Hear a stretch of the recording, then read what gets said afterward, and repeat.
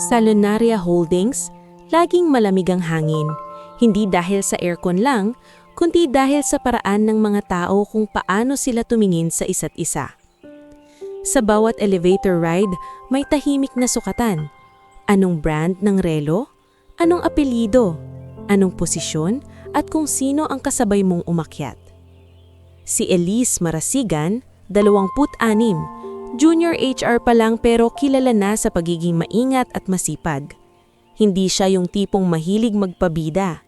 Siya yung tahimik na nag-aayos ng files sa huli, nagre-reply sa emails kahit lampas 10:00 na ng gabi, at nagdadalawang isip bago magsalita sa meeting para siguradong tama. Ma'am Elise, nandito na po yung list ng attendees para sa charity dinner. Sabi ng assistant niyang si Rina. Payat, mabilis kumilos, laging may ballpen sa tenga.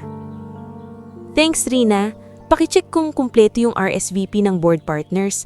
Ayokong may magtatanong bukas tapos kulang tayo. Sagot na Elise habang itinutulak ang salamin niya sa ilong. Copy ma'am.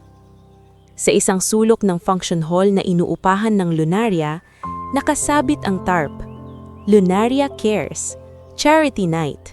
Maliwanag ang ilaw, may mga floral centerpiece, may champagne station, at may mga cameraman na nag-aabang ng perfect shot ng mga taong palaging handang ngumiti kapag may kamera. Bilis Elise, bulong ni Chantel Villarreal, matalik niyang kaibigan mula college na ngayon nagtatrabaho sa PR. Kailangan flawless tayo, nandyan si Miss Marieta. Pagkabigkas pa lang ng pangalan, parang may bahagyang bigat na bumagsak sa balikat ni Elise. Marieta Marasigan, ang ina niya ay hindi nagtatrabaho sa Lunaria, pero parang siya ang may-ari ng lahat sa tuwing dadalaw. Mahilig siyang magpahiwatig na ang anak niya ay hindi dapat manatiling ordinaryo. At sa mundong tulad nito, ang ordinaryo ay parang insulto. Chantel, please, one night lang. Sabi ni Elise, pilit ang ngiti. Kaya natin to. Sa dulo ng hall, lumapit si Marieta, naka-cream na dress, buhok ay pulido, at may amoy ng mamahaling pabango na nahahalo sa formalidad ng lugar. Kasunod niya si Gio, kuya ni Elise, palaging mayabang at palaging may opinyon sa buhay ng iba. Anak, sabi ni Marieta, hindi man lang tumingin sa setup, kundi sa suot ni Elise. Iyan ba talaga yan? Parang masyadong simple. Ma, charity night lang naman. Staff ako, hindi guest. Sagot ni Elise, maingat ang tono. Exactly, singit ni Gio. Staff ka, dapat mas lalo mong ipakita na hindi ka basta-basta. Dito ka magpapakilala. Bago pa makasagot si Elise, may lumapit na lalaki sa entrance. Hindi siya mukhang kasingkinang ng mga sponsor na dumaraping na may bodyguard at may entourage. Simple lang ang suot, long sleeve na malinis, itim na slacks at sapatos na hindi bago pero maayos. May bitbit siyang maliit na paper bag na halatang hindi pangregalo ng mga mayayaman, pero may ingat na parang may lamang mahalaga. Lumapit siya kay Elise, parang nahihiya pero matatag. Hi, sabi niya. Elise, ikaw ba si Elise Marasigan? Nagulat si Elise. Yes, I'm Elise. Sorry, do we know each other? Ngumiti ang lalaki. Bahagya lang. Darian Uliana. Classmate mo si Chantel, di ba? Siya yung nagbigay ng name mo. Sabi niya, ikaw yung in charge sa program tonight. Napalingon si Chantel sa likod na nanlalaki ang mata, parang gustong sabihing, surprise! Ah, sabi ni Elise, pilit pinakakalma ang sarili. Yes, I'm overseeing the flow. Are you guest? Volunteer, sagot ni Darian. May dala akong small donation from our community group. Hindi siya ganong kalaki pero gusto naming makatulong. Bago pa maabot ni Darian ang bag kay Elise, narinig ni Elise ang mahinang tawa ni Marieta, yung tawang hindi diretsong panlalait pero may lason. Community group? Bulong ni Marieta, sapat ang lakas. Ang sweet naman! Napansin ni Elise ang paggigting ng panga ni Darian pero hindi siya nag-react. Inilapit lang niya ang bag. Ma'am Elise, ito po, may list din ng names nung nag-ambag. Baka kailangan ninyo for acknowledgement. Tinanggap ni Elise ang bag at sa unang beses, naramdaman niyang may taong lumalapit sa mundo niya na hindi humihingi ng kapalit, hindi koneksyon, hindi pabor, hindi pakitang tao. "Thank you, Darian," sabi niya, mas sincere kesa sa usual niyang corporate voice. "I'll make sure your group is acknowledged." "Okay na ako kahit hindi," sagot ni Darian, nakangiti. "Basta makarating lang sa scholarship." Nagpaalam si Darian at umalis para tumulong sa ibang volunteers. Pagkaalis niya, agad lumapit si Gio kay Elise. "Uy, sino yon?" tanong ni Gio, nakataas ang kilay. "Volunteer," sagot ni Elise. "Volunteer? O naghahanap ng sugar mommy?" Pabulong na biro ni Gio, pero halatang may pang-iinsulto. "Kuya, tigilan mo," sabi ni Elise. Pinipilit ang composure. "Dito tayo sa work." Ngumiti si Marieta na parang nanalo sa isang maliit na laban. "Elise, anak, ingat ka sa mga ganyan. Alam mo namang maraming tao ang magaling magpanggap." Tumanggo si Elise, hindi dahil sang-ayon siya, kundi dahil ayaw niyang gumawa ng eksena. Pero habang tumatakbo ang event, paulit-ulit na nagkakasalubong ang landas nila ni Darian. Sa likod ng stage, si Darian ang nag-aayos ng upuan, nagbubuhat ng boxes, at nagbibigay ng tubig sa mga staff na parang alam niya kung paano maging present ng hindi nakakasagabal. "Ma'am Elise?" tawag ni Rina, hingal. "Yung mic po sa podium may feedback." "Okay, I'll check," sabi ni Elise, saka naglakad pa stage. Pag-akyat niya, naroon si Darian, hawak ang cable, nakaluhod sa gilid. "Ako na," sabi ni Elise, pero agad siyang pinigilan ni Darian sa tingin pa lang. "Sandali lang," sabi ni Darian. "Baka makuryente ka, may loose wire." "Ha?" Napaatras si Elise. "Don't worry," sabi ni Darian, kalmado. "May experience ako sa ganito. Sa school namin sa probinsya, kami-kami lang nag-aayos ng sound system pag may event. Sanay na." Tumingin si Elise sa kamay niyang mabilis pero maingat. "Probinsya?" sagot ni Darian habang inaayos ang cable. "Oo, Nueva Ecija. Magsasaka kasi pamilya ko. Pero nag-aral ako sa Manila noon. Nag-stop muna tapos bumalik ulit. Mahabang kwento." Natahimik si Elise. May kakaibang linaw sa boses ni Darian. Walang yabang, walang "but I'm still better." Parang tanggap lang niya ang pinanggalingan niya. "Okay na," sabi ni Darian. Tumayo, pinunasan ng kamay sa slacks. "Try mo." Tinest ni Elise ang mic. Wala na ang feedback.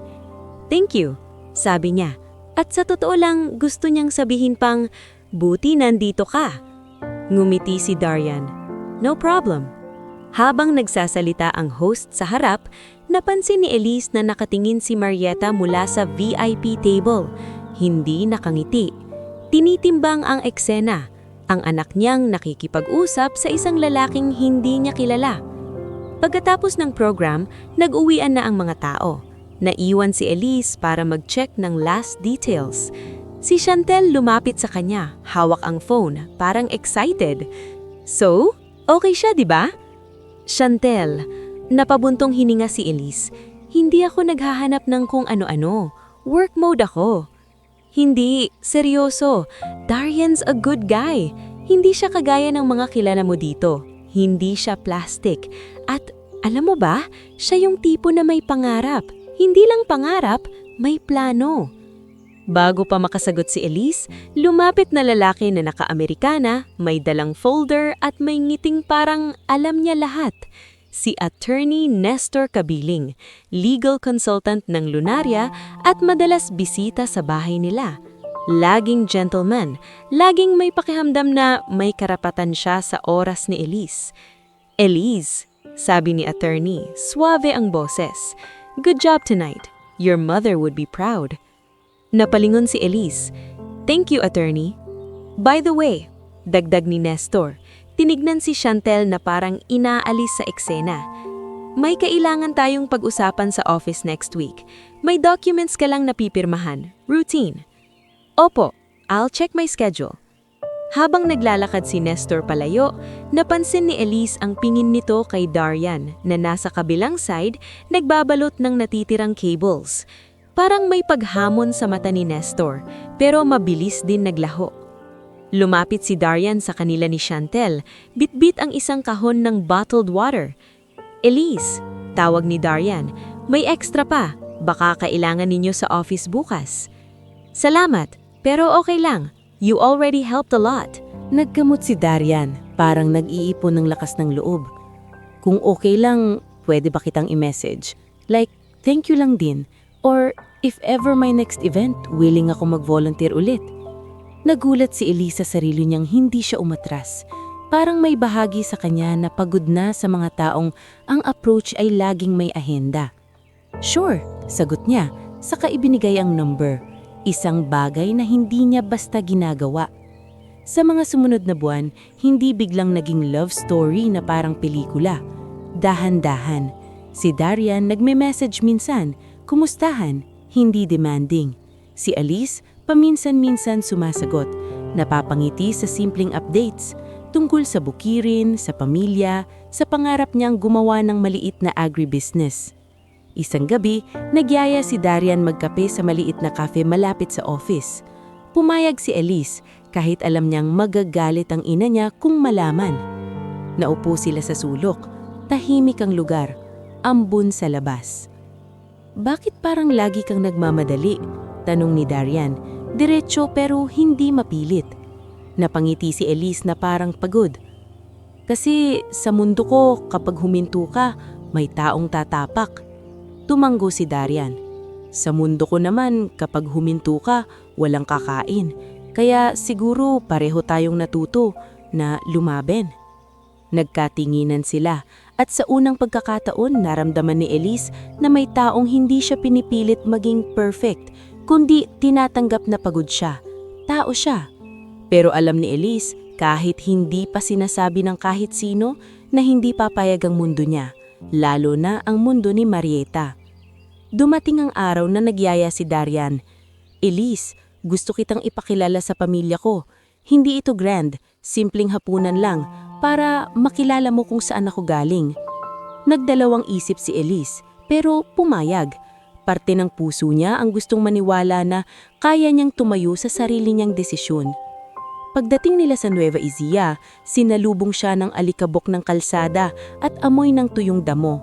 Hindi ito katulad ng buhay niya sa kondo, sa mall, sa hotel event, ngunit may katahimikan na parang totoong totoo. "Anak?" sabi ni Tomas Iliana, ama ni Darian, nang makita si Elise. Malapad ang palad, halatang sanay sa trabaho. "Salamat at napunta ka dito." "Welcome, iha," sabi ni Lagring, ina ni Darian. May apron pa, amoy sinigang. "Pasensya ka na at simple lang." "Hindi po, okay lang," sagot ni Elise, at totoo iyon.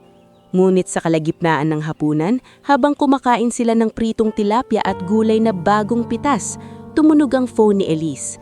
Si Marieta. "Elise?" Malami ang boses. "Nasaan ka?" "Ma, nasa labas lang po. May importante lang." "Outside?" Tumaas ang tono ni Marieta. "Huwag mo akong gawing tanga. Nakita ko sa story ni Chantel, nasa probinsya ka. Sino kasama mo?" Napatingin si Elise kay Darian na nakikiramdam.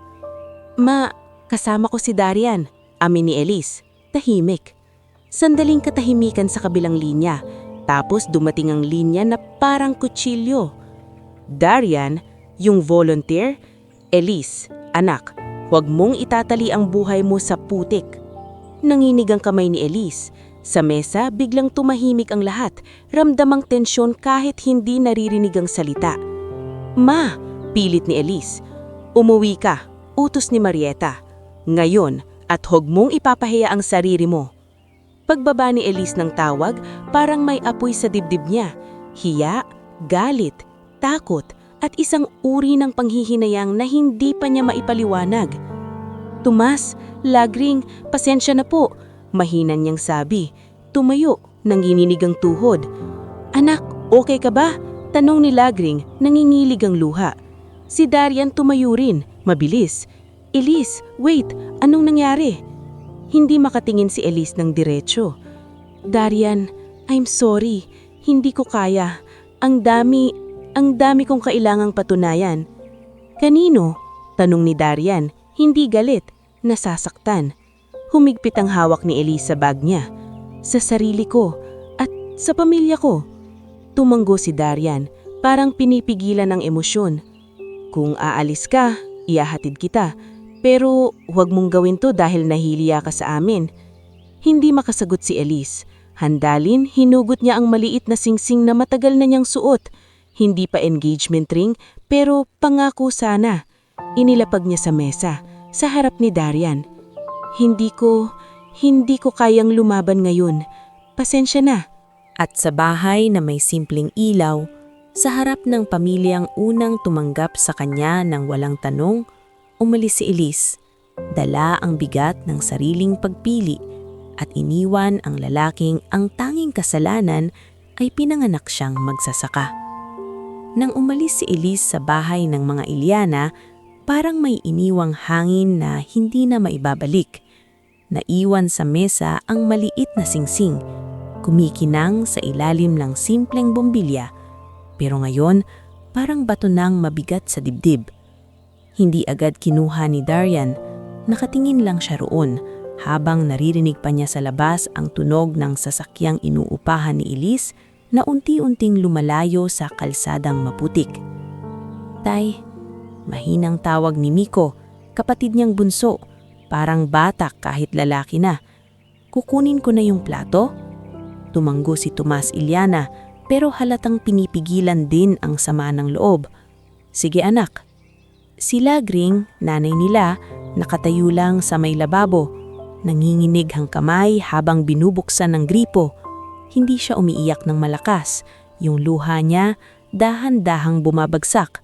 Parang ayaw niyang iparamdam kay Darian na may nasira. Dahan-dahang inabot ni Darian ang singsing. Hindi niya isinuksok sa bulsa agad. Pinatong niya sa palad niya at huminga. Hindi ko siya masisi. Sabi niya, mas para sa sarili kaysa sa kanila. Sinabi niya, hindi pa niya kaya. Pero sana sinabi niyang harapan. Bumulong ni Tomas, mabigat ang boses. Hindi yung bigla na lang aalis. Sumulyap si Darian sa ama niya. Tay, hindi siya lumaki dito. Iba ang mundo niya. Mundo mo? Tanong ni Tomas, prangka. Hindi ba mundo mo rin yan? Yung mundo na kailangan mong ipaglaban? Walang sagot si Darian. Sa halip, iniipit niya ang singsing sa pagitan ng mga daliri niya, parang sinisikap pigilan ang panginginig ng kamay. Kinagabihan, lumabas siya sa may bukid. Tahimik ang paligid, pero hindi tahimik ang isip niya. Sa malayo, may tunog ng kuliglig, may amoy ng tuyong lupa, at may lamig na hindi galing sa hangin.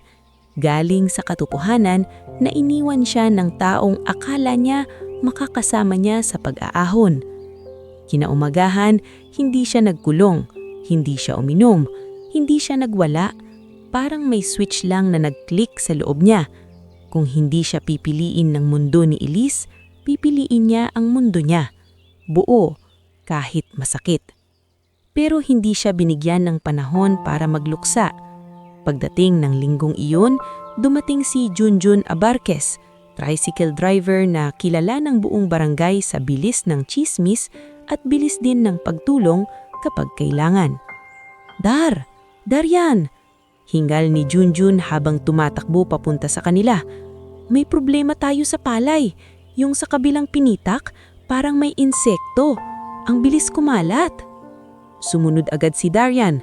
Pagdating nila sa bukid, nakita niya ang mga dahon na may mga butas, may maliliit na gumagapang at may ilang palay na naninilaw kahit hindi pa panahon. Peste! Sabi ni Tomas, nakunot ang noo. Kung ngayon to kumalat, patay tayo sa ani. At parang kulang pa ang problema, ilang araw lang hindi umulan. Yung kanal na dating may konting tubig, naging putik na lang. Yung lupa, parang bitak-bitak na balat. Sa gitna ng kagipitan, dumating ang isa pang pagsubok, si Berto Sangalang. Dumating siya sakay na pick-up na malinis, may 2 kasamang lalaki at may ngiting parang laging hawak na panalo. Siya ang middleman na bumibili ng palay sa mura tapos ibibenta sa mas mataas. Matagal na siyang nakapulupot sa mga magsasaka. "Katumas," bati ni Berto, parang tropa. "Narinig ko may problema kayo. Peste daw tapos tagtuyot. Sayang naman kung malulugi." "Anong gusto mo?" diretso ni Tomas. "Kausap lang," ngumiti si Berto. "Ako na bibili ng ani nyo kahit mababa, para sure, kaysa wala kayong mapala." Napatingin si Darian. "Berto, hindi pa nga natin alam kung gaano kalaki ang damage, tapos presyo mo agad?" "Tao lang," sagot ni Berto, kunwaring mabait. "Nagtutulungan tayo dito, pero alam mo na, negosyo din." "Negosyo mo," singit ni Tomas, umiinit. "Hindi tulong." Humalakhak si Berto, tapos tinapik ang balikat ni Darian na parang may pag-aari. "Ikaw, Darian, matalino ka. Sayang kung hindi kayo dadaan sa akin. Tandaan mo, kapag hindi kayo dumaan sa akin, mahihirapan kayong magbenta. Kilala ko lahat." Umalis si Berto na parang nagbanta ng hindi nagsasabing diretsyo. Pagbalik sa bahay, tahimik ang hapag. Si Lagring naglagay ng kape sa harap ni Darian tapos hinawakan ng kamay niya. "Anak," mahinang sabi niya, "huwag mong akuin lahat." "Ma," sagot ni Darian, pilit ang ngiti. "Kung hindi ako, sino?" Sa oras ding iyon, dumating ang mensahe sa phone ni Darian. Isang pangalan ang hindi niya inaasahan. Engineer Rafi de la Cruz. "Rafi, pre, nasa area ako. Narinig ko tagtuyot dyan. Kumusta?" Nagkita sila sa munting sari-sari store sa kanto. Si Rafi, naka-helmet pa, may dalang folder at mapa na may mga guhit. "Darian," sabi ni Rafi, tinapik ang balikat niya. "I'm sorry about, Hindi na nagkunwari si Darian. "Okay lang, tapos na." "Hindi ako mangungulit," sagot ni Rafi. "Pero may mas urgent tayo. Yung irrigation line, may project kami, small scale. Kung makakahanap tayo ng route, pwede tayong gumawa ng water catchment. Hindi man pang malakihan agad pero makakatulong." Napatingin si Darian sa mapa. "Pero, pera?" "May community counterpart," paliwanag ni Rafi. "Labor, materials na kaya nyo, tapos kami sa technical. Kung mabubuo natin to, hindi na kayo aasa sa ulan lang." Parang may ilaw na sumindi sa isip ni Darian. Gagawin natin. Samantala, sa Maynila, ibang klaseng tagtuyot ang kinakaharap ni Elise, hindi sa bukid, kundi sa loob ng bahay niya. Pag-uwi niya galing probinsya, hindi siya sinalubong ng yakap. Sinalubong siya ng tingin ni Marieta na parang husga. "Umupo ka," utos ng ina niya sa sala. Si Gio nakasandal sa pader, naka-cross arms. "Ayan, drama queen, nag-field trip." "Ma," nanginginig ang boses ni Elise. "Hindi ko sinasadya, ma." "Hindi mo sinasadya?" putol ni Marieta. "Elise, anak, ikaw ang magdadala ng pangalan natin. Tapos pupunta ka sa bukid. Para saan? Para ipakita sa lahat na wala kang standards?" "Hindi lang siya magsasaka. Mabait siya. May pangarap siya." "Pangarap?" umismid si Gio. "Pangarap na gawin kang palamuti sa putik." Nasakit ang dibdib ni Elise. Hindi siya makasagot. Parang boses ni Darian ang naririnig niya. "Huwag mong gawin to dahil nahihiya ka sa amin." Pero ngayon, siya mismo ang nahihiya. Hindi sa pamilya ni Darian, kundi sa sarili niyang hindi tumayo. Kinabukasan, sa opisina, bumalik siya sa normal na takbo. HR reports, employee concerns, overtime. Akala niya doon siya makakahinga. Hanggang sa dumating ang bagong boss. "Everyone, this is Miss Vanna Ledesma," sabi ng department head sa morning meeting. "She'll oversee HR operations moving forward." Si Miss Vanna, eleganteng babae na may talim na ngiti, tumingin sa mga staff na parang sinusukat kung sino ang madaling yuyurakan. "Good morning. Malamig niyang bati. I like efficiency. I hate excuses. Nang matapos ang meeting, pinatawag niya si Elise sa maliit na conference room. Marasigan, tawag niya, hindi Elise. Ikaw ang nag-aayos ng employee files. Opo ma'am, sagot ni Elise. Diretso ang tindig kahit kinakabahan. Then explain why this folder is missing a signed acknowledgement, sabi ni Vanna. Inilapag ang folder na may tunog na parang sampal sa mesa. Ma'am, last week pa po yan ipinadala sa department. Naka-follow up po ako sa kanila. Don't tell me stories, putol ni Vanna. Fix it, today. If you can't control people, then you're useless in HR. Lumunok si Elise, pinipigilan ang luha. Yes, ma'am. Paglabas niya, nakita niya si Chantel sa pantry. Elise, okay ka lang? Umiling si Elise, pilit ng ngiti. Work lang. Pero sa loob niya, parang may pader na unti-unting gumuguho. At sa gitna ng lahat, palaging may nag-aabang na tulong, si Attorney Nestor. Elise, malambing ang tawag nito nang makita siya sa hallway. You look stressed. Baka gusto mo dinner, just to talk. May work pa po ako, mabilis na sagot ni Elise. Napatanggo si Nestor pero hindi umatras. I'm worried about you, and you know, your mother mentioned you've been making impulsive choices. Hindi sumagot si Elise. Tinahak niya ang koridor na parang tinatakasan ang isang anino. Sa probinsya naman, si Darian hindi na tinakasan ang anino niyang problema. Tinipon niya ang mga taong alam niyang may puso sa komunidad.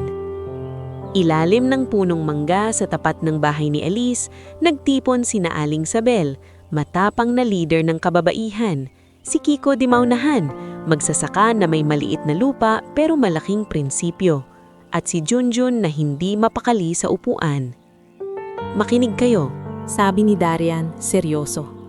Pag dumaan tayo kay Berto, lulubog tayo habang buhay. Kahit magandang ani, lugi tayo. Pag pangit ang ani, patay tayo. E paano? Tanong ni Kiko, may pag-aalinlangan. Saan tayo magbibenta? Sumingit si Aling Sabel, matalimang tingin. Darian, kung may plano ka, sabihin mo, kasi pagod na rin kami sa ganyan. Huminga si Darian, direct to market. Maghahanap tayo ng buyer sa bayan, sa Maynila kung kaya. Magbubuo tayo ng kooperatiba. Hindi lang palay, magtry tayo ng gulay, magtry tayo ng packaging. At si Engineer Rafi, tutulungan tayo sa tubig. Napanganga si Junjun. Pre, ang laki niyan. Oo, sagot ni Darian. Tumingin sa malayo, parang nakita niya ang bukid na muling may sigla. Malaki. Pero mas malaki yung mawawala sa atin kung tatanggapin natin na ganito na lang. Tahimik sandali, tapos tumango si Aling Sabel, parang may desisyon ng binuo sa dibdib niya. Sige, sabi niya, kung lalaban ka, lalaban kami. Pero tandaan mo, Darian, pag pumasok tayo dito, hindi na pwede yung kalahati lang ang puso. Tinignan ni Darian ng singsing na nakatago sa maliit na kahon sa bulsa niya. Hindi para balikan ang nakaraan, kundi para alalahanin kung bakit kailangan niyang umangat. Buong puso, sagot niya, kasi wala na akong ibang natira kundi yon. Buong puso, ang huling sinabi ni Darian sa ilalim ng punong mangga, at parang iyon mismo ang naging unang pirma niya sa panibagong buhay. Isang buhay na hindi na umiikot sa iniwang singsing, kundi sa lupang kailangang buhayin at sa mga taong umaasang may magbabago. Kinabukasan, bago pa sumikat ang araw, gising na si Darian. Nakasuot siya ng lumang sombrero, hawak ang listahan ng mga kailangang bilhin at ayusin, hose, PVC pipes, insect trap, at ilang sako ng abono na kaya pa nilang utangin sa kooperatiba, kahit alam nilang delikado na ang umutang. Darian, tawag ni Tomas habang nagkakape. Hindi kita pipigilan pero tandaan mo, hindi lahat ng tao dito kakampi. Tumango si Darian. Alam ko tay, kaya kailangan kong gawing malinaw sa kanila na hindi ito pangarap lang, plano to. Sa Municipal Hall, unang beses na humarap si Darian sa mga papel at pirma na dati iniiwasan niya. Kasama niya si Aling Sabel at si Kiko. Si Junjun, syempre, nandun din. Hindi dahil kailangan, kundi dahil gusto niyang maging saksi sa history, sabi niya. Anong itatawag natin? Tanong ni Aling Sabel habang hawak ang form. Nag-isip si Darian, saka sinabi, Yelana San Isidro Farmers Cooperative. Mayabang ka? Biro ni Junjun. Hindi ngumiti si Darian. Hindi yabang, responsibilidad. Kapag ginamit ko pangalan namin, mas lalong bawal akong umatras. Nang luwabas sila ng Municipal Hall, nakita nila sa parking ang pickup ni Berto Sangalang. Nakasandal si Berto, may hawak may yosi, nakangiting parang may alam na sikreto. Ay, ayan na, sabi ni Berto mabagal ang palakpak. May kooperatiba na kayo, ang sipag. Berto, malamig na bati ni Kiko. Lumapit si Berto kay Darian, halos magkadikit ang muka. Hindi kita pipigilan, pero tandaan mo dito sa bayan, ang buyers may kaibigan din. Sumagot si Darian ng kalmado. Kung may kaibigan ka sa buyers, may produkto ako. At kung kalidad ang hinahanap nila, hindi ka pwedeng humarang habang buhay. Nagbago sandali ang ngiti ni Berto, naging manipis. Tignan natin. Sa sumunod na mga buwan, parang sinubukan silang ng lahat. May mga gabing halos hindi makatulog si Darian dahil sa computation. Magkano ang capital, magkano ang lugi, kailan babalik ang kita. Kapag tumutulo ang bubong tuwing umuulan, naiisip niyang kahit papano, mas mabuti iyon kaysa sa tagtuyot na pumapatay sa pananim. Dumating si Engineer Rafi kasama ang 2 tauhan, sina Mang Oka na foreman at si Lito na mason. May dala silang measuring tape at level. Dito tayo maglalagay ng catchment, pinaliwanag ni Rafi. Tinuturo ang maliit na bahagi ng lupa na mas mababa. Kapag umulan, kahit konti, iipon yan. Tapos papadaan natin sa pipe papunta sa mga pinitak. Pero kailangan ng hukay sa tanyan. Tumingin sa lupa. Kaya ba natin yan? Sumagot si Darian, humawak ng pala. Kaya, kasi wala tayong choice. Nagtrabaho ang buong barangay na parang isang katawan. Si Aling Sabel nagdala ng pagkain para sa mga lalaki. Si Junjun naghatid ng yelo at tubig gamit ang tricycle niya. Si Kiko nag-ambag ng kahoy para sa pansamantalang suporta. Minsan, kahit si Miko, kapatid ni Darian, nagbuhat ng bato kahit nanginginig ang braso. Kuya, masakit, reklamo ni Miko. Mas masakit pag wala tayong ani, sagot ni Darian, pero malambot ang tono. Konti na lang. Sa gitna ng lahat, may dumating na babae sakay ng lumang motor. Nakasuot ng simple pero malinis na damit, may daladalang cooler at notebook. Good afternoon, sabi niya. Nandito si Darian Yelana? Lumapit si Darian, pawis na pawis. Ako yun. Ikaw? I'm Dr. Ma Celeste Hizon, pakilala niya. Iniabot ang kamay. Vet ako, pero nag-shift ako sa agribusiness. May naribig ako sa project nyo. Interesado akong tumulong, lalo na sa pest management at diversification. Napatingin si Darian sa notebook niya. Doc, sakto. Kasi yung peste. Oo, putol ni Celeste, tumingin sa mga dahon. Nakikita ko. Pero may paraan dyan. Hindi puro chemical. Pwede tayong mag-integrated pest management, traps at proper timing. At isa pa, Darian, huwag niyong isang produkto lang. Palay lang, madali kayong gipitin. Nakatawa si Junjun sa gilid. Ayun, sabi ko sa iyo Dar, gulay din. Tumingin si Darian kay Celeste. Anong kapalit? Ngumiti si Celeste, diretsyo. Kahit partnership. Kapag lumago kayo, gusto kong magkaroon tayo ng training center dito para sa mga magsasaka na gustong matuto. Hindi agad sumagot si Darian pero tumanggo siya. Deal. Habang unti-unting bumubuo si Darian ng pundasyon sa probinsya, si Elise naman sa Maynila parang unti-unting nababawasan ng hangin. Sa Lunaria Holdings, naging mas mahigpit si Miss Vanna Ledesma. May mga bagong patakaran, daily output reporting, weekly performance ranking, at mga meeting na puro numbers pero walang tao. Isang umaga, pinatawag si Elise sa open area.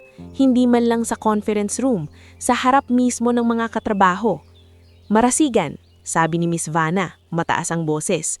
Why is the onboarding packet incomplete? May 2 signature ang kulang. Ma'am, I followed up po, sagot ni Elise, nanginginig. Don't say follow up, singit ni Vanna. You're HR, you manage people. If you can't get signatures, then what do you do here? Tahimik ang buong floor. Si Rina, assistant niya, napayuko. May ilan na nagkunwaring abala sa keyboard pero nakikinig. Pinilit ni Elise huwag umiyak. I'll fix it today, ma'am.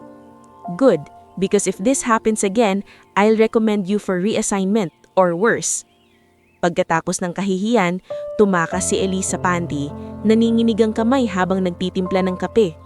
Doon siya nadatnan ni Paulo Esguera, IT audit staff na madalas niyang nakikisalubong sa elevator. Tahimik si Paulo, laging may ID lanyard na maayos at may mata na parang laging nag-oobserba. "Okay ka lang?" tanong ni Paulo, maingat. "Okay," sagot ni Elise, automatic. Pero nang tumingin siya sa baso, nakita niyang nanginginig ang kape. Umupo si Paulo sa tapat niya, hindi nakikialam pero hindi rin umaalis. "Elise, may napapansin ako." Napatingin si Elise. "Ano?" "Yung mga documents na pinapapirmahan sa'yo. Minsan dumadaan sa legal kay Attorney Nestor." Sumikip ang lalamunan ni Elise. Routine lang daw yun. Routine ang tawag nila, pero may patterns. May mga addendum na hindi naka-highlight. May clauses na hindi normal for HR acknowledgements. Hindi ako legal, pero nakikita ko sa system kung sinong nag-upload, sinong nag-edit. Natahimik si Elise. Parang biglang bumalik ang lahat. Ang paglapit ni Nestor, ang mga dinner invite, at ang paraan ng nanay niya na parang may control din sa lahat. "Bakit mo sinasabi to sa akin?" tanong ni Elise, halos pabulhon. Huminga si Paulo. "Ayokong may taong maggamit ka. At, Elise, tingin ko ginagamit ka nila." Bago pa makasagot si Elise, tumunog ang phone niya. Message mula kay Attorney Nestor. "Elise, may ipapapirma lang ako today. Quick lang. Office ko, 4 p.m. Namutla si Elise. Pinakita niya ang screen kay Paulo. Napailing si Paulo. "See? If you can, read everything. Huwag kang pipirma nang wala kang kopya. Huwag kang pipirma nang mag-isa." Hindi sumagot si Elise. Sa loob niya, parang may dalawang mundo na nagbabanggaan. Yung mundo na tinuruan siyang sumunod at yung mundo na ngayon ay gustong sumigaw, "Tama na!" Sa probinsya, lumipas ang 1 taon. Hindi pa sila mayaman, pero hindi na sila madaling kontrolin ni Berto. Nakahanap sila ng buyer sa bayan, si Mang Delfin, may-ari ng maliit na rice mill na pumayag bumili ng mas patas. Pero hindi pa rin natapos ang pananakot. Isang gabi, may nasunog na maliit na bodega kung saan nilalagay nila ang sako. Hindi malaking sunog, pero sapat para takutin sila. Nang dumating si Darian, nakita niya si Junjun na nangingitim ang kamay sa pag-apula at si Aling Sabel na umiiyak sa gilid. "Si Nadia to," sabi ni Kiko, galit. "Alam ko, kasi kahapon dumaan si Berto." Humigpit ang panga ni Darian.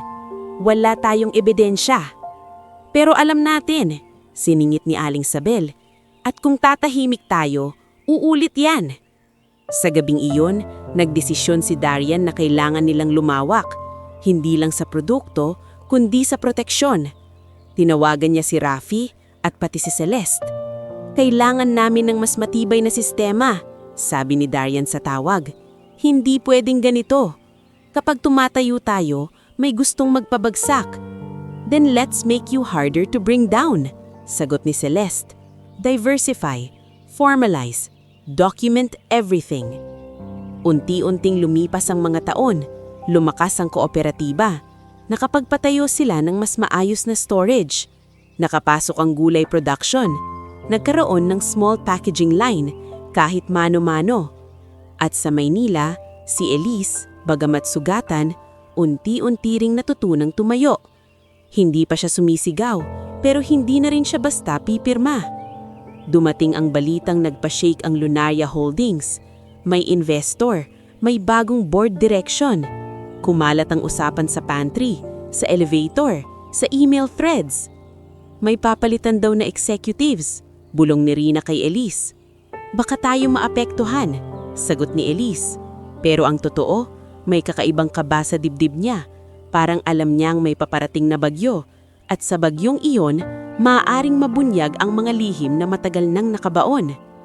Pag-uwi niya isang gabi, nakita niya si Marieta sa sala. May hawak na folder. Naroon din si Gio at si Attorney Nestor. "Elise," sabi ni Marieta, "parang walang nangyari sa lahat ng nakaraang taon. May kailangan kang pirmahan para sa future mo." Napatingin si Elise sa folder. Saka kay Nestor na nangumiting ng banayad. "Trust me," sabi ni Nestor, "I'm just protecting you." Sa loob ni Elise, sumikip ang mundo. Pero sa unang pagkakataon, hindi siya agad umupo. Tumayo siya, huminga, at ang boses niya, kahit mahina, may bagong tigas. "Bigyan niyo ako ng kopya," sabi niya. At sa unang pagkakataon, hindi siya umupo sa utos ng nanay niya. Nakatayo siya sa sala na dati parang courtroom para sa kanya.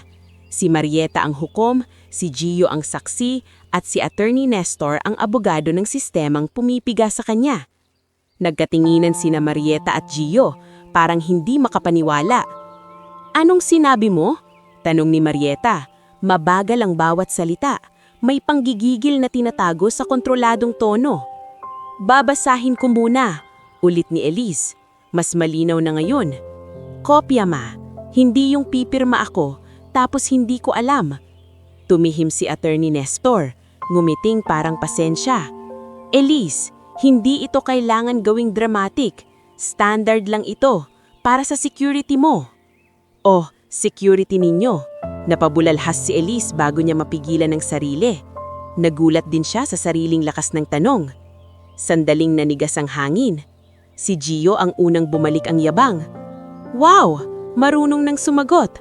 Kanino mo natutunan yan? Sa mga probinsyano mong kaibigan?" Sumakit ang panga ni Elise. Hindi na niya pinatulan.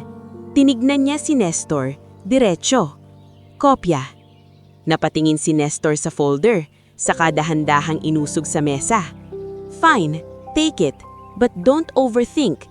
You're not a lawyer." Hindi na sumagot si Elise. Kinunga niya ang folder, umakyat sa kwarto, at isinara ang pinto na may tunog na parang unang pako sa pader na matagal niyang gustong itayo. Sa loob, binuklat niya ang papers. May mga salitang pamilyar, yung acknowledgement, non-disclosure, at consent. Pero may mga clauses na hindi niya dating napapansin. May authorization para gamitin ang pangalan niya sa ilang corporate filings. May proxy na parang nagbibigay ng karapatang magsalita ang iba para sa kanya sa ilang bagay. Lumapit si Elise sa bintana. Huminga ng malalim, saka kinuha ang phone niya. Hindi niya tinawagan si Chantel. Hindi niya tinawagan ng nanay niya. Tinawagan niya ang taong tahimik na nagbabala sa kanya. "Polo," mahina niyang sabi nang sumagot ito. "May pinabasa sila sa akin." "Send mo kahit picture," sagot ni Polo, mabilis. "I'll check kung may red flags." Habang kumukuha si Elise ng litrato, naramdaman niya ang panginginig ng kamay niya. Pero hindi na ito yung panginginig ng takot lang. May halong galit at paggising. Kinabukasan, sa Lunaria Holdings, ibang klaseng kaba ang nasa hangin. Hindi ito yung ordinaryong kaba ng deadline, ito yung kaba na parang may malaking bagay na babagsak. Sa lobby, may mga karagdagang security. Sa hallway, may mga bulungan. Sa email, may calendar invite na hindi pwedeng tanggihan. Company-wide town hall, mandatory attendance. Nakabold ang agenda line. Introduction of new Chief Executive Officer. "Ma'am Elise," bulong ni Rina habang nakahawak sa clipboard. "Totoo po ba to? May new CEO?" Hindi umimik si Elise. May nangyari sa loob niya nang mabasa niya ang agenda. Parang biglang may alon na bumabalik sa isang alaala na pilit niyang tinago sa 10 taon. Isang lalaking pawis sa bukid, isang singsing sa mesa, isang boses sa telepono. "Huwag mong itatali ang buhay mo sa putik." Sa conference hall ng Lunaria, puno ang upuan. Naroon si Miss Vanna Ledesma, nakasuot ng itim na blazer, nakataas ang baba na parang siya ang dapat CEO. Naroon din ang mga directors, mga senior managers at syempre si Attorney Nestor, nakatayo sa gilid. May folder din, nakangiting parang kabisado ang script. "Okay, settle down," sabi ng host, isang corporate comms manager na si Trina. "We're about to start." Si Elise naupo sa pagitan ni Rina at Polo. Si Polo tahimik lang, pero napansin ni Elise na hawak nito ang tablet, parang may binabantayan. "Okay ka lang?" Bulong ni Polo. Umiling si Elise pero walang salita. Hindi niya alam kung anong klaseng okay ang kailangan niya para sa araw na to. Sa stage, umakyat ang isang board member. Thank you for being here. Lunaria Holdings is entering a new era. We've recently finalized a strategic partnership and investment direction focusing on sustainability and operational excellence. With that, we are pleased to introduce our new CEO. Nagsimulang magpalakpakan ng mga tao, yung klasing palakpak na hindi pa sigurado pero obligadong ipakita ang suporta. Bumukas ang pinto sa gilid ng hall. Una, pumasok ang dalawang staff na may dalang folder at laptop, parang advance team. Sunod, isang babae na naka-gray suit, masungit ang aura, na si Miss Carla Magsino, compliance head, nakita minsan sa email threads pero hindi pa nakakausap ng personal. Tapos, pumasok siya. Hindi siya flashy, hindi siya yung tipong nagpapakitang may pera, pero ang lakad niya parang alam niya kung saan siya papunta. Tailored suit na simple, dark blue, hair neatly cut, walang alahas na nagpapasikat. Pero may isang bagay na hindi kayang gayahin ng kahit sinong board member. Yung bigat ng taong galing sa tunay na trabaho. Nang tumingala si Elise, tumigil ang mundo. Darian Yelana, parang bumalik ang amoy ng sinigang sa bahay nila sa Nueva Ecija. Parang narinig niya ulit ang boses ni Lagring. Welcome, Iha! Parang nakita niya ulit ang singsing na iniwan niya sa mesa at ngayon ang lalaking iniwan niya dahil sa putik na sa harap niya. CEO! Napatayo ang ilan sa directors. Mr. Darian Yelana, anunsyo ng board member. Founder and Chief Operator of Yelana San Isidro Farmers Cooperative and Agri-Solutions, the driving force behind our sustainability supply chain expansion. Please welcome him. Malakas ang palakpakan ngayon, mas malakas, mas excited, kasi ang karamihan wala naman talagang alam sa personal na kwento. Sa kanila, success story lang siya, magandang headline. Pero kay Elise, parang sakuna at himala sa isang oras. Nang umakyat si Darian sa stage, saglit siyang tumingin sa crowd, hindi siya nagmamadaling magsalita. Parang sinusukat niya ang lugar, parang tinitignan niya kung totoo ba ang lahat. Tapos, sa isang iglap, nagtagpo ang mata nila ni Elise. Hindi siya numiti, hindi rin siya nagkunwaring hindi niya kilala. Isang segundo lang, pero sapat na para maramdaman ni Elise ang lamig at init ng parehong alaala.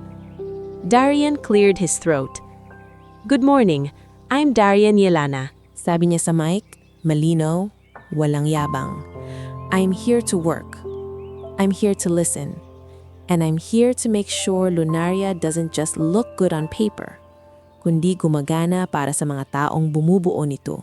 Sumingit si Miss Vanna sa gilid. Bumubulong sa katabi niya. Sustainability guy, sabi nito. May bahid ng pangmamaliit. Tignan natin kung tatagal. Sa kabilang gilid naman, si Attorney Nestor. Unang beses nakita ni Elise na hindi komportable. Hindi na ganun kintabang ngiti niya. Parang biglong sumikip ang tayo niya. Pagkatapos ng speech, nagkaroon ng short Q&A. May nagtanong tungkol sa layoffs. May nagtanong tungkol sa expansion. Kalma si Darian sa lahat ng sagot. Parang sanay magpaliwanag sa mga taong hindi naniniwala. Pagkatapos ng town hall, nagkagulo ang tao. Gusto magpakilala, gusto magpa-picture, gusto magpa-notice. Ma'am Elise, bulong ni Rina, nanginginig sa excitement. Grabe no, parang movie. Hindi makasagot si Elise. Tumayo siya, parang may humihila sa kanya. Sa gitna ng crowd, lumapit si Miss Carla Magsino kay Paulo. Esguera, sabi ni Carla, diretso. After lunch, my office. Bring the audit logs. Nagulat si Elise. Audit logs? Tumingin si Paulo kay Elise, mahinang sabi. Mukhang sisimulan na nila. Sa hallway, habang naglalakad si Elise papalabas para makahinga, narinig niya ang boses na matagal niyang iniiwasan. Elise. Tumigil siya. Dahan-dahang lumingon. Si Darian nakatayo sa ilang hakbang lang ang layo. Wala siyang kasama. Tahimik ang mukha. Pero sa mata niya, may lalim na parang 10 taon nang hindi nasabing salita. "Sir," automatic na sabi ni Elise. Reflex ng corporate survival. Yumuko siya ng bahagya. "Congratulations po." Hindi gumalaw si Darian. "Huwag mo akong tawaging sir," mahinang niyang sagot. "Hindi tayo strangers." Napalunok si Elise. "Darian, Hindi ngayon." Putol niya. Hindi galit, pero matigas. "May meeting ako, pero kailangan nating mag-usap. Hindi lang tungkol sa atin." Napakunot noon ni Elise. "Hindi lang sa atin?" Tumingin si Darian sa dulo ng hallway kung saan dumaan si Attorney Nestor na halatang nagmamadali. "May mga bagay na matagal nang mali dito," sabi ni Darian, "at naririnig ko, isa ka sa mga nadadamay." Parang nabuhusan si Elise ng malamig na tubig. "Paano mo nalaman?" "Dahil bago ako pumayag maging CEO," sagot ni Darian, "sinigurado kong alam ko kung anong klaseng bahay ang papasukin ko." Lumapit siya ng kaunti, sapat para marinig lang nila ang isa't isa. "Elise, hindi ako nandito para maningil ng luha." Dagdag niya, pareho ang linya sa isip niya noon, pero ngayon, mas mabigat. "Pero may kailangan tayong ayusin. Kung gusto mong tumayo, tutulungan kitang tumayo." Nang umalis si Darian papunta sa elevator, naiwan si Elise na nakatayo sa hallway, parang hindi alam kung iiyak ba siya o hihinga ng maluwag. Sa kabilang side ng building, sa isang glass-walled office, nagmamadaling pumasok si Attorney Nestor at kinuha ang phone niya. "Marieta," mabilis niyang sabi sa tawag, "we have a problem. Darian Iliana is the new CEO." Sa kabilang linya, nagulat si Marieta. "Ano? Yung magsasaka," sabi ni Nestor, halos pabulong. Bumalik siya, at mukhang hindi siya bumalik para magpasalamat. "We have a problem." Ang huling boses ni Attorney Nestor sa telepono ang nakalutang sa hangin ng Lunaria Holdings, parang usok na hindi makita pero nakakasakal. Sa kabilang linya, si Marieta Marasigan halos hindi makapagsalta. Parang bumalik ang lahat ng sinabi niyang putik at standard at huwag sa isang iglap. Pero ngayon, ang putik ang nasa tuktok ng gusali.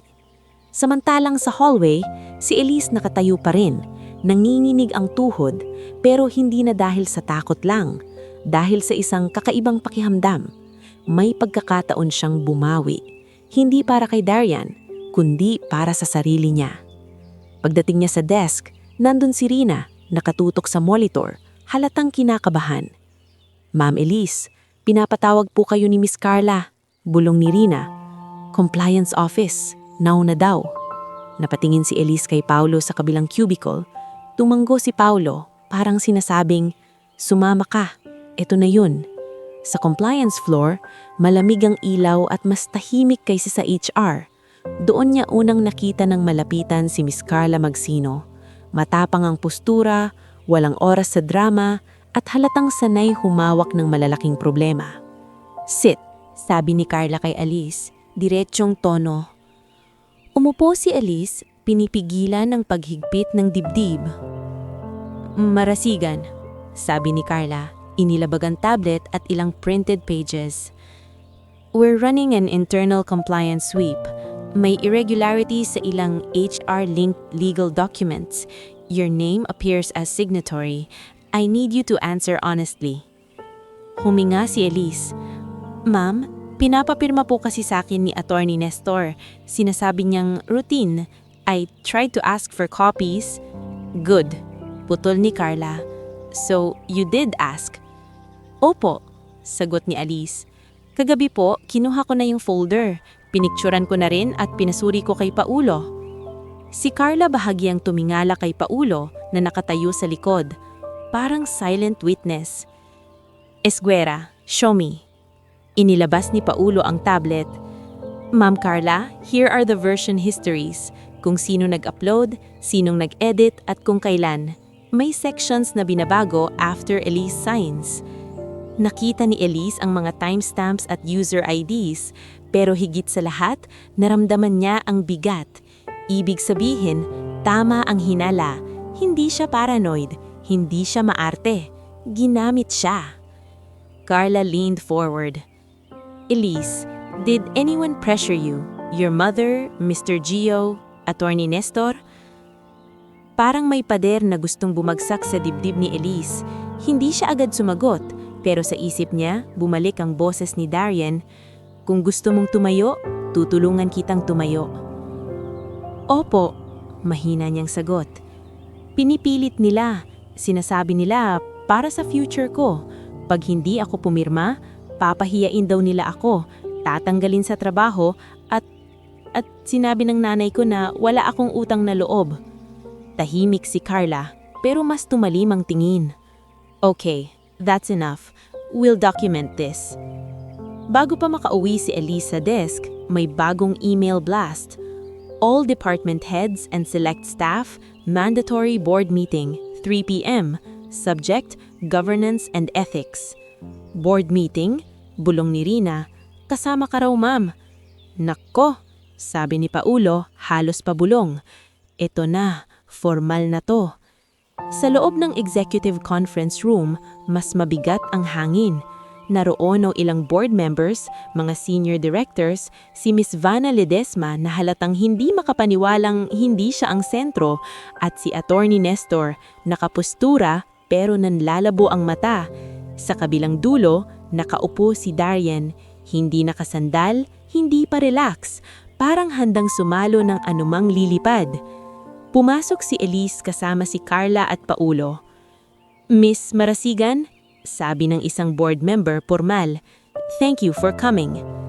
Gusto sanang magtago si Elise sa ilalim ng mesa pero hindi na siya bata. Umupo siya, nanginginig pero nakatayo sa loob. Darian glanced at her, saglit lang pero sapat para maramdaman ni Elise na hindi siya nag-iisa. Carla ang unang nagsalita. We found multiple instances of document manipulation, coercive signing practices, and potential conflict of interest involving legal consultancy. Bumuka ang bibig ni Attorney Nestor. That's a serious accusation. I demand, save it. Kalmadong sabi ni Darian, pero may bigat ng martilyo. You will speak when asked. Napatigil si Nestor, si Miss Vanna napalunok. Isang director ang nag-slide ng paper sa gitna. Attorney Nestor, can you explain why clauses were added after Miss Elise Marasigan signed? These additions granted unusual proxy permissions and consent statements unrelated to HR acknowledgements. Namula si Nestor, those are standard legal protections. Standard? Tanong ni Darian, tumingala, diretso ang mata. Standard for whom? For the company or for you? Tumayo si Nestor, pilit pinatatag ang boses. Mr. Iliana, with all due respect, you're new here. You don't understand the nuance of corporate governance. Ngumiti si Darian bahagya, hindi masaya, kundi parang may naalala. You're right, I'm new here, but I do understand one thing. Kapag ang ani ninakaw mo, kahit gaano ka kagaling magsalita, magnanakaw ka pa rin. Nagpalitan ng tingin ng board. Si Carla tumingin kay Elise. Miss Marasigan, please tell the board what happened, in your own words. Doon bumigat ang lalamunan ni Elise. Naroon si Nestor ba nakatingin sa kanya na parang nagbabanta ng ngiti. Naroon si Miss Vanna na halatang gustong umiwas. At sa isip niya, naroon si Marieta, yung boses na nag-utos, nagkontrol at nagsabing, umuwi ka ngayon. Huminga si Elise, tumayo at ang boses niya, una, nanginginig, pero habang tumatagal, unti-unting tumitigas.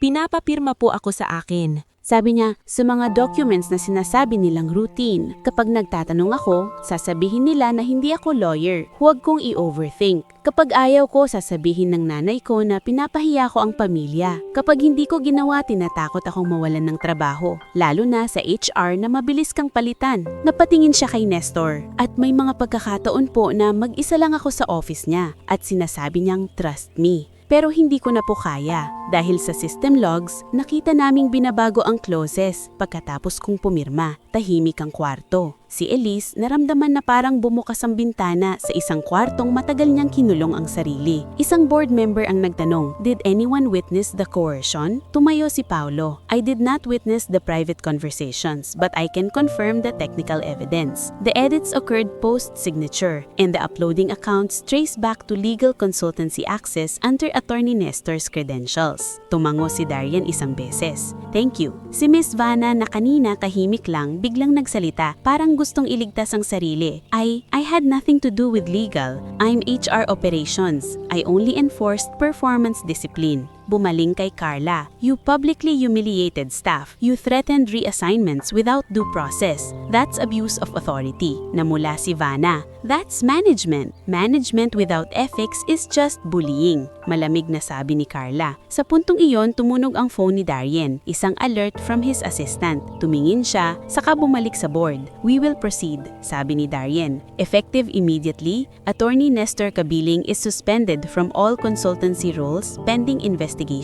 Access revoked. Ms. Vanna Ledesma will be placed on administrative review for abusive practices and potential participation in document routing. Carla, coordinate with external counsel. I want this clean." Tumayo si Nestor.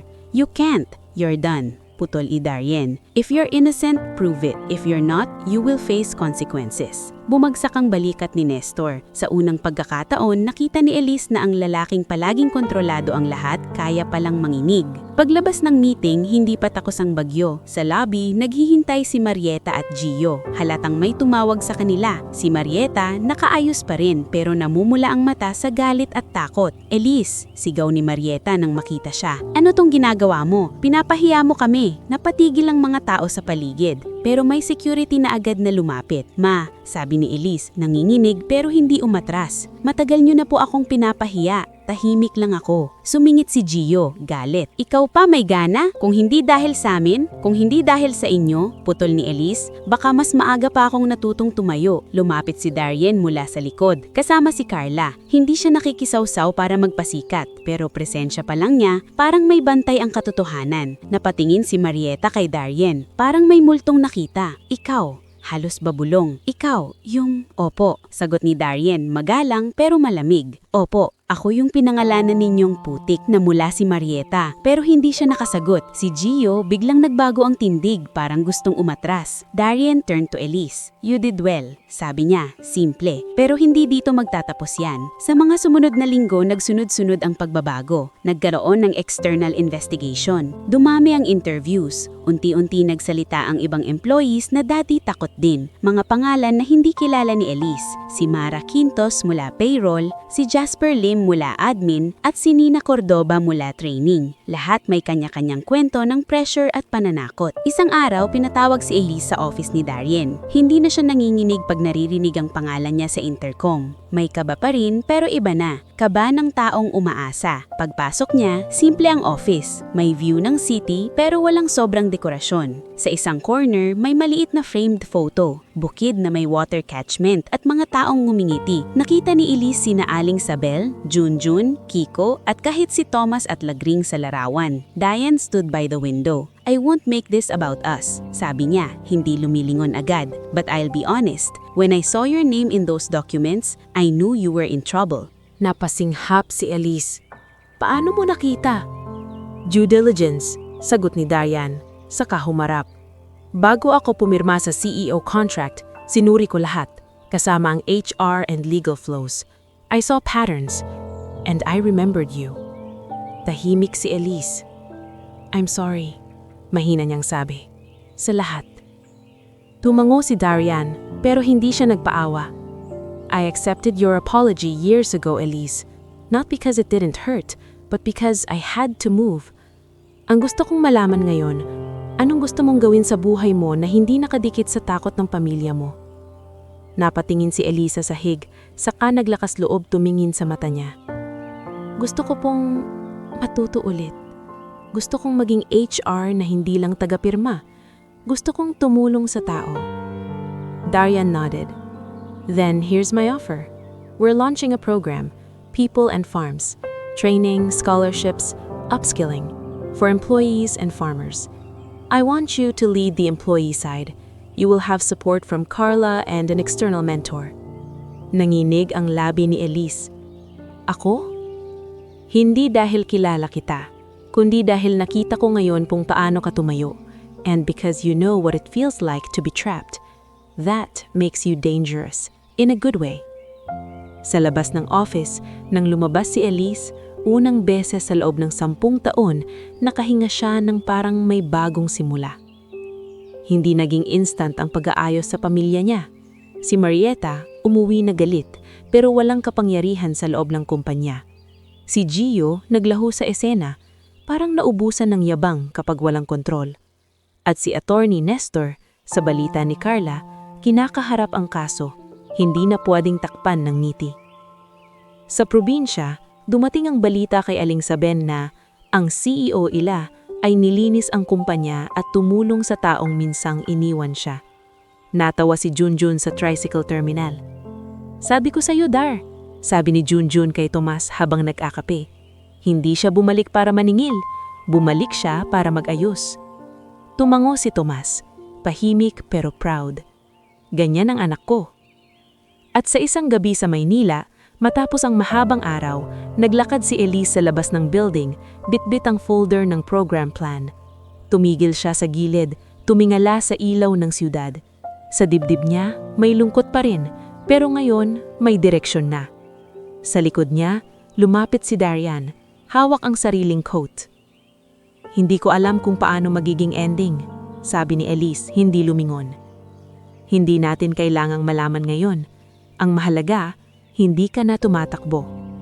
Huminga si Elise at sa unang pagkakataon, hindi siya nakaramdam ng hiya sa pinanggalingan ng isang tao, kundi respeto sa kung paano ito tumayo at kung paano siyang tinuruang muling tumayo kasama nito.